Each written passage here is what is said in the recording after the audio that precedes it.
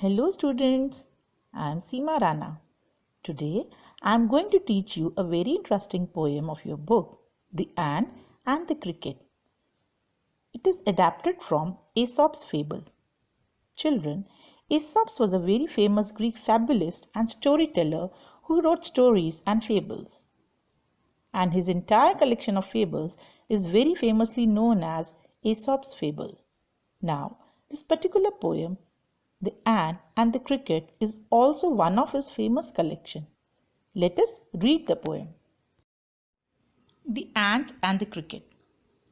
A silly young cricket, accustomed to sing through the warm, sunny months of gay summer and spring, began to complain when he found that at home his cupboard was empty and winter was come.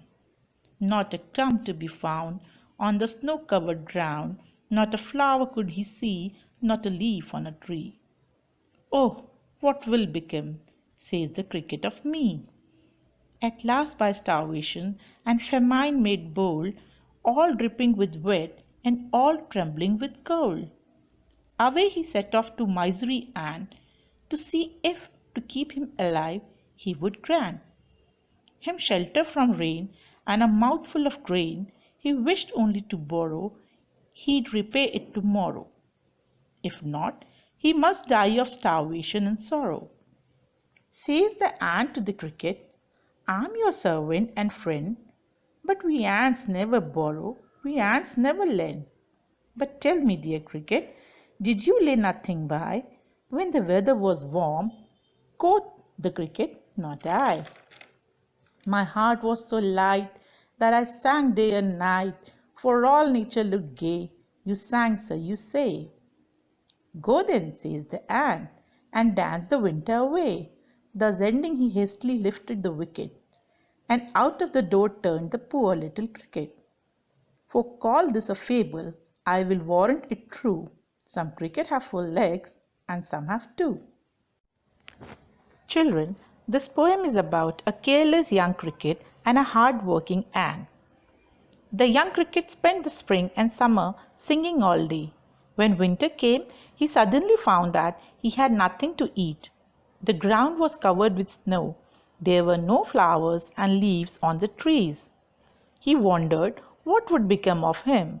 Finally, one day, the thought of starving to death drove him to beg food from the ant. He asked for shelter and some grains. He promised to return the grains the next day, but the ant refused to give the cricket food or shelter. Then the ant asked the cricket what he had been doing in summer. The cricket replied that he had been singing all day and night. When the ant heard this, he advised the cricket to spend the winter dancing. The ant turned the cricket out of his house. The lesson the cricket learned holds true for us too. Now I am going to explain the poem. A silly young cricket, accustomed to sing through the warm, sunny months of gay summer and spring. In these 2 lines, there was a young cricket who was silly and habitual to singing all the time, means throughout the seasons. When it was warm and the months were sunny, he kept on singing and dancing away the time.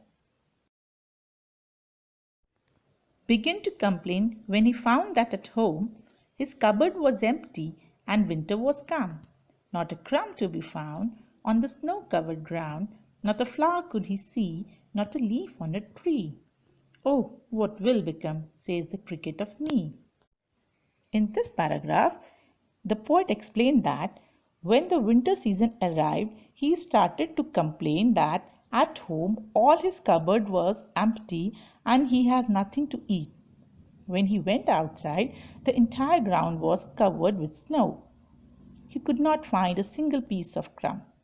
Crumb means a piece of food. He could not find a single piece of crumb to eat. In winter season, trees are totally bare and completely covered with snow. So, cricket could not find a crumb to eat, nor he could see flower or leaves on trees. Now, The cricket got very worried and he started to wonder, oh, what will become of me now? At last, by starvation and famine made bold, all dripping with wet and all trembling with cold, away he set off to misery Anne to see if to keep him alive he would grant him shelter from a rain and a mouthful of grain. He wished only to borrow, he'd repay it tomorrow. Children, in this paragraph, now the cricket was totally wet and he was shivering with cold.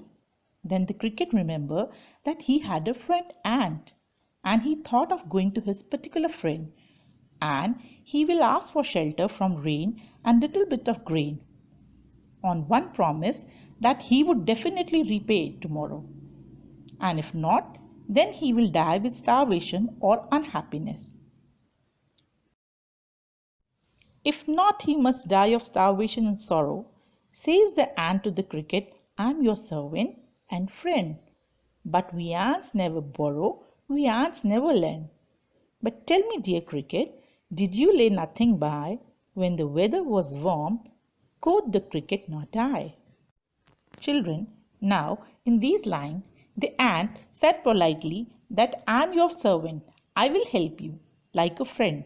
But we ant have one policy, and that is neither we borrow nor we lend. Children, lend means to give, and it is the opposite of borrow. So the ant asked cricket, did not he save for winters, when the weather was warm and he could work at that time? The cricket replied, not I. My heart was so light that I sang day and night, for all nature looked gay. You sang, sir, you say. The cricket said he had not saved anything because his heart was very light. Means he kept on singing day or night. During spring season, the nature looked so happy and wonderful, so he kept appreciating the nature. Not he did not think about the difficult time. Go then, says the ant, and dance the winter away. Thus ending, he hastily lifted the wicket, and out of the door turned the poor little cricket. Folks call this a fable. I will warrant it true. Some cricket have 4 legs, and some have 2. Children, in this paragraph, ant replied to cricket. Ant said, since you had danced all the summer season and the spring season, you did not even care about storing anything for yourself. So, in this winter season, you can go and dance away. In other words, the ant refused to help cricket because the ant knew that the cricket would never repay. It would never keep its word. And even if today he helps cricket, tomorrow the cricket will just forget about it and will be the same. Means it will never change. After it was being disappointed by the ant, the cricket got very angry. Children, in these 2 last lines, the poet explained that people call this a fable, means a story. But it is true and it is known that insects like cricket who have 4 legs, and there are also cricket who have 2 legs. Here, this phrase, some have 2 legs, is symbolized to human beings. People, those who are not hardworking and spoil their time in merrymaking, they did not feel shame in begging from others. At last, the moral of the poem is everyone should be ready for their tough time. Children, now underline the hard words and write their meaning in your notebook. Number 1, accustom, meaning habitual or used to. Number 2, gay, meaning happiness. Number 3, crumb, meaning piece of food. Number 4, starvation, meaning hunger. Number 5, famine, meaning shortage of food. Number 6, trembling, meaning shivering.